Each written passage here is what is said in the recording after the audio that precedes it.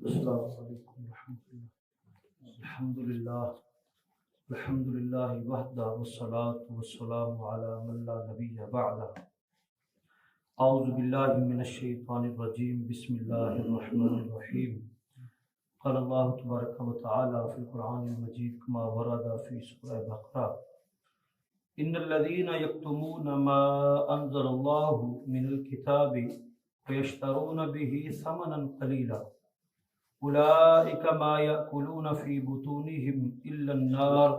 ولا یکلمہم اللہ یوم القیامہ ولا یزکیہم ولہم عذاب علیم۔ آیت نمبر 174 174 نمبر آیت مبارکہ سورہ بقرہ کی۔ یہاں پر اللہ رب العالمین نے اہل یہود کے علماء کی ایک خصلت بیان کی ہے جو کہ اس امت کے علماء کے اندر بھی ہے، اور نبی اکرم صلی اللہ علیہ وسلم نے یہ بات واضح بیان کی کہ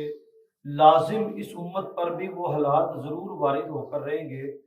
جو حالات اس سے پہلی امت کے اوپر بنی اسرائیل کے اوپر وارد ہوئے۔ ان کی عوام کا جو حال وہ اس کا، ان کے علماء کا جو حال وہ اس امت کے علماء، ان کی سیاست اس سیاست جیسی بالآخر ہو جائے گی، اور جیسے انہوں نے خود کو تباہ کیا اور آخر پر اللہ نے پھر ان کو ختم کر دیا، تو ایسے ہی یہ ہے۔ اور یہ بات اکثر طور پر سامنے آئی ہے اور یہ مشاہدہ ہے، بلکہ پکی بات ہے کہ بنی اسرائیل کے اوپر مختلف طرح کے عذابات تو ضرور آئے، اس کے بعد لیکن ایک اہم معاملہ یہ ہوا کہ جب کوئی قوم کوئی اپنے رسول کو نعوذ باللہ قتل کرنے کے پیچھے چل پڑے تو اللہ پھر پوری قوم کو تباہ کر دیتا ہے۔ بنی اسرائیل نے حضرت عیسیٰ علیہ السلام کو قتل کرنے کی کوشش کی، لیکن بر رفع اللہ علیہ، اللہ نے ان کو آسمان پر اٹھا لیا، لیکن قوم کو کوئی جتمائی سزا اللہ نے نہیں دی۔ اب تک وہ بچی ہوئی ہے قوم، ہاں چھوٹے موٹے ان کے اوپر عذابات، یا ان کے اوپر بخت نصر نے حملہ کر دیا، یا اس کے اوپر یہود کے اوپر بعد میں ہٹلر کے کئی اور چیزیں ہو سکتی ہیں، لیکن اللہ کی طرف سے کوئی اجتماعی عذاب ان کے اوپر نہیں آیا۔ اب حالت یہ ہے کہ اس امت کا ایک حصہ عرب انتہائی بگڑ چکے ہیں، اور ان کے ارد گرد جو آباد ہیں وہ اہل یہود آباد ہیں، یہ ساتھ ہی فلسطین اور اس کے اسرائیل آباد ہے،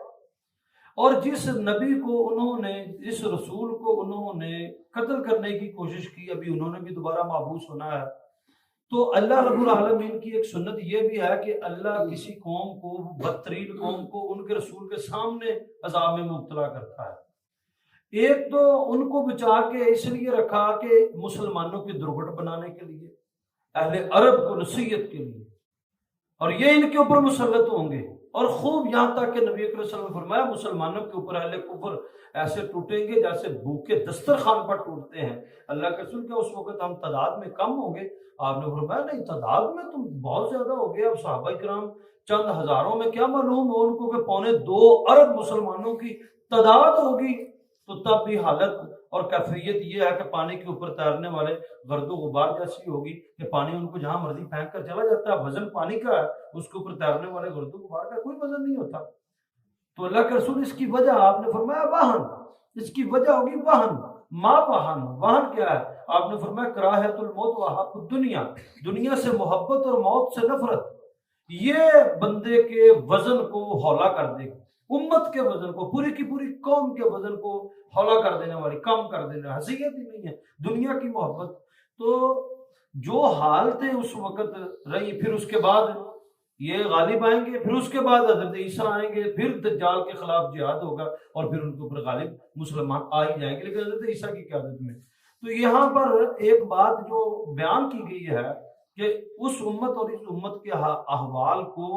بیان کرتے ہوئے کہ جو ان کی علماء کی حرکتیں تھیں وہی اس امت کی علماء کی حرکتیں ہوں۔ ان الذین، اور وہ لوگ، یکتمون جو چھپاتے ہیں، ما انزل اللہ، جو اللہ نے نازل کیا، من الکتاب، کتاب میں سے، اللہ کی کتاب میں سے چھپاتے ہیں، ویشترون بہ ثمنا قلیلا، اور اللہ کی آیات کو بیچتے ہیں کم قیمت کے اوپر۔ اب ثمنا قلیلا کا مطلب یہ نہیں ہے کہ بہت ہی قیمت نال آیت بیچی جا سکتی ہے۔ اللہ رب العالمین کو یہ ہے کہ انہوں نے میری آیات کو ان کو جانا ہی نہیں ہے، بڑی کٹ قیمتیں بیچا، ان کو پتہ ہی نہیں ہے کہ اس آیت کا یا اللہ کی کتاب کی بلندی کیا ہے۔ انہوں نے جو اس کے عوض لیا ہے وہ بڑا تھوڑا ہے، جبکہ اس کے عوض تو پوری کی پوری جنت بنتی ہے۔ کتاب اللہ پر عمل کے عوض اگر کوئی چیز لینی ہو تو وہ تو پوری کی پوری جنت بنتی ہے۔ انہوں نے اس کتاب اللہ کے عوض جو کچھ لیا ہے وہ تو بڑا ہی تھوڑا ہے، ہمیں دنیا کا سودا ہلکا سا انہوں نے کیا۔ وَيَشْتَرُونَ بِهِ ثَمَنًا قَلِيلًا، اور انہوں نے اللہ کی آیات کو کم قیمت پر بیچا۔ ان کے علماء تورات انجیل میں جائز اللہ رب العالمین کے احکامات سے ہٹ کر کجی ٹیڑھ بہانے ہیلے تلاش کر کے لوگوں کو فتوے دیتے ہیں۔ اب جتنے بھی یہ انشورنس کمپنیاں ہیں یہ فتوے اٹھائے پھرتے ہیں علماء کے، یہ سودی نظام، پتہ نہیں کون سے لوگ ہیں جو ان کو فتوے دیتے ہیں کہ یہ ٹھیک ہے ایسے کر لو۔ اور کئی مطلب ہے کہ اللہ رب العالمین کے ایک واضح حکم کے معاملے میں ہیلے بہانے تلاش کرنا، اور امام بخاری رحمۃ اللہ علیہ نے پورا باب باندھا کتاب الحیلہ، بہانوں کا باب۔ تو اللہ کی آیات کو کم قیمت کے اوپر بیچا اور فتوے دینے والے مجرم اسم کے اندر اولئک ما یاکلون فی بطونہم الا النار، یہ اپنے پیٹوں کے اندر جہنم کی آگ کو بھر رہے ہیں۔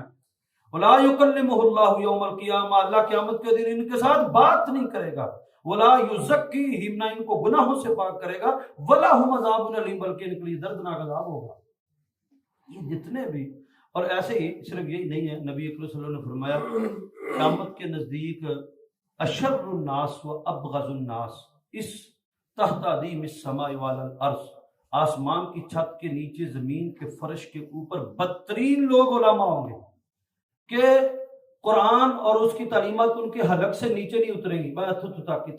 تقریران ہے، اندر دل پر ان پہ اثر ہی نہیں کرے گی۔ دل پر علماء بدترین، زمین کے فرش پر، آسمان کی چھت کے نیچے، ابغض الناس و اشر الناس، برے ترین لوگ یہی ہوں۔ پھر نبی اکرم صلی اللہ علیہ وسلم فرمایا کہ فتنے ان میں سے نکلیں گے اور ان میں سے دوبارہ داخل ہوں گے،